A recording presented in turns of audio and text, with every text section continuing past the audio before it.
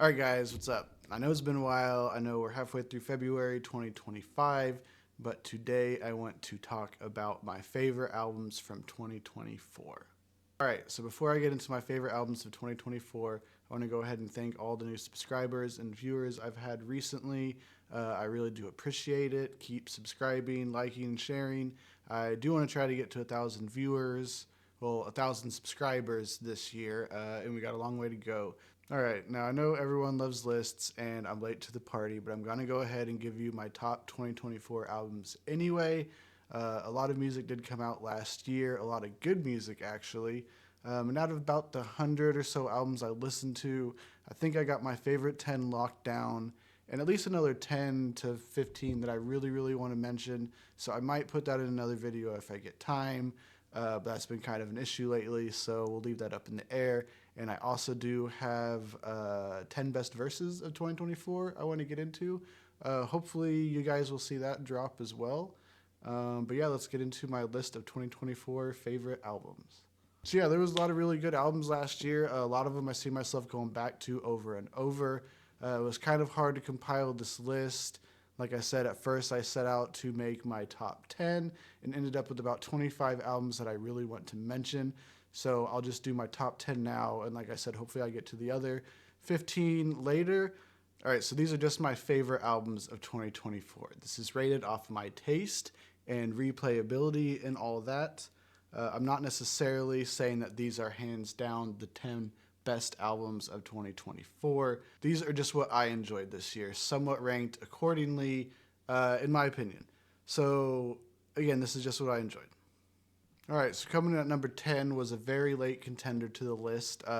New Jersey legend REDMAN came through with the highly anticipated sequel to his 1996 Muddy Waters album, and this one was called Muddy Waters 2. Now this album boasted over an hour of material, coming in at 32 tracks full of skits and all bangers. There's a reason REDMAN remains your favorite rapper's favorite rapper. The album just oozed personality and character, and it was dripping with bars, hard-hitting punchlines, and just gave you everything you could want from an old 90s soundscape. On top of that, it was coming at you like an old FM dial radio show, which was really cool. Really just took it to the next level for me. Locked me in, and I just couldn't change the channel. REDMAN really did his thing all across this project, and it was really well received by fans and critics alike. This one's probably sitting at number 10 only because it came out on like Christmas Eve 2024. So yeah, check that one out. But now number 9 was another late contender, and the reason my list got messed up in the first place, at number 9 we have none other than Mr. Kendrick Lamar with GNX. So Kendrick Lamar's GNX was debatably #1 rap album this year, I'm sure on a lot of people's lists. So this isn't your typical Kendrick Lamar album. This one had something to prove, coming off probably one of the biggest rap battles of all time. And if you remember his opening battle cry on Like That, he stated, "Fuck the big three, it's just big me." Well, the GNX album proved that fact for me.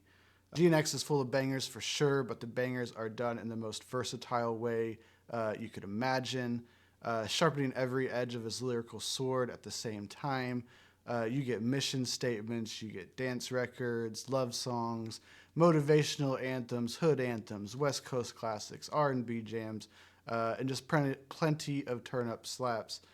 Some of the best storytelling and deep concept songs you'll ever hear as well. One of my personal favorite albums by Kendrick Lamar, and one I could just throw on at any time and find something to play and just really enjoy it. And one more thing I gotta say about the GNX album and his whole Super Bowl performance and the battle and everything was, man, was J. Cole wrong about saying Kendrick Lamar was past his prime. God, that's such a horrible take. So next up at number 8 is North Carolina rapper RAPSODY with her album called Please Don't Cry. Now this album came out early in the year, and at the time it absolutely blew me away. It's very personal and lyrically maybe one of the absolute best rap albums of the year. She has an interlude on there that could bring anyone to tears, and that's just the interlude. I also love the song she has on there about dementia. That song has a verse that will probably make my top verses of the year list. And she gets to talk her shit on tracks like I'm in My Bag. Awesome project. Give this lady a listen. She deserves way more recognition than what she gets. Period.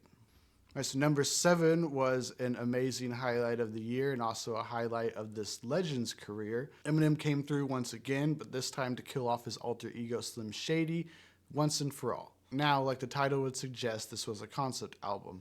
And a concept album executed excellently, if I have to say so myself.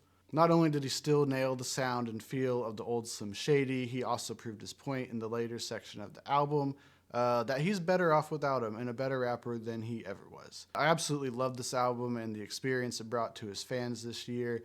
My only complaint looking back on it, and I think it was more of just a missed opportunity, but he should have released a limited edition comic book with the album. That would have just illustrated the whole thing perfectly. I think that would have been really fucking awesome. But yeah, number 7, Eminem, Death of Slim Shady, check that out. Now, number 6 on the list was a surprise album to me and something just a little different in general. Futuristic R&B pop star AUDREY NUNA dropped her latest project titled Trench. Now, Trench was a 2-part album, with the first side being more upbeat bangers and the second half being more kind of dance records. Several famous samples on this one, including Huey's Pop Lock It and Drop It, and Brandy and Monica, The Boy Is Mine. There's never a dull moment on this album, and I promise you haven't heard anything like it before. Now, number 5 on the list was an album that for a lot of fans was a long time coming.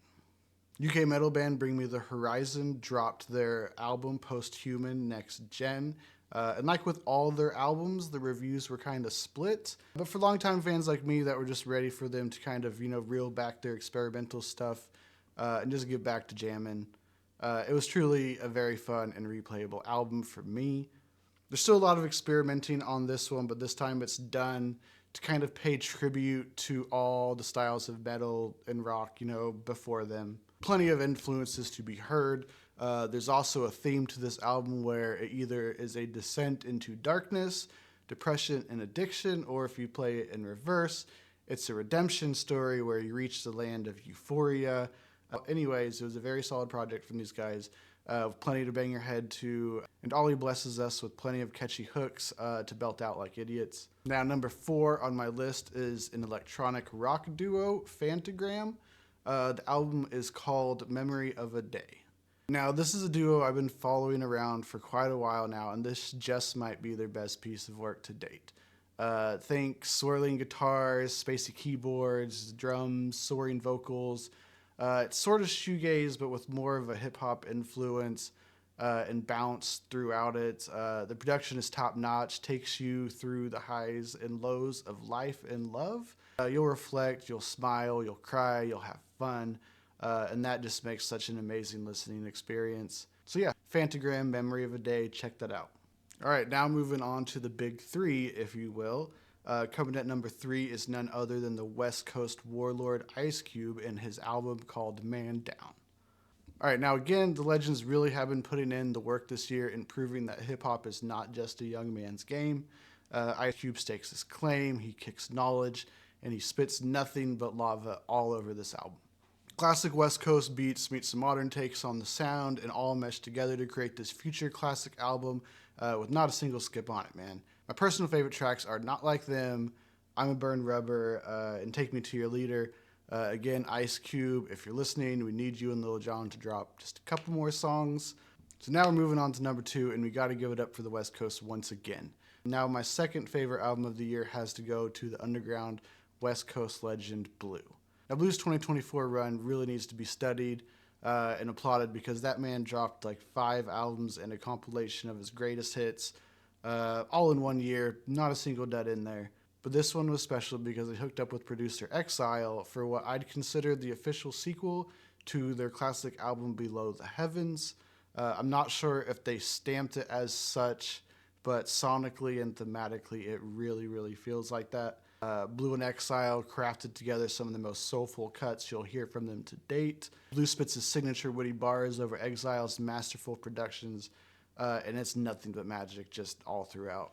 So if you love that real hip-hop and real lyricism with depth and character, then this one is definitely for you. There's so many great songs on there. Homies, Chucks, Love is Blue, just to name a few. Just a really incredible album. So now let's go to the number 1 spot, the Big Me of 2024. In my opinion, this is my opinion with my taste being the only judge in this matter.